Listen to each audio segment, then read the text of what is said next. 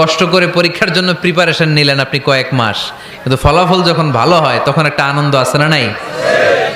সারাদিন রোজা রাখলেন রমজানে, কি কষ্ট, তৃষ্ণায় গলা ফেটে যায়, কিন্তু ইফতারির সময় যখন রুহাবজা শরবতটা খাই কেমন লাগে? একটা আনন্দ আছে না নাই? এজন্য আল্লাহ বললেন فَإِنَّ مَعَ الْعُسْرِ يُسْرًا إِنَّ مَعَ الْعُسْرِ يُسْرًا। ও নবী, কষ্টের দিন মক্কায় অল্প কিছু দিন, মদিনাতে আনন্দের দিন অপেক্ষা করছে। আমাদের জীবনে যদি দুঃখ কষ্ট আসে আমরা ধৈর্য ধরবো, তাওয়াক্কুল করবো একজনের উপর, তিনি কে? কারণ আমরা বিশ্বাস করি কষ্টের দিন এটা চিরকালের জন্য নয়, সামনে আনন্দের দিন আমাদের জন্য সেট করে রেখেছে কে?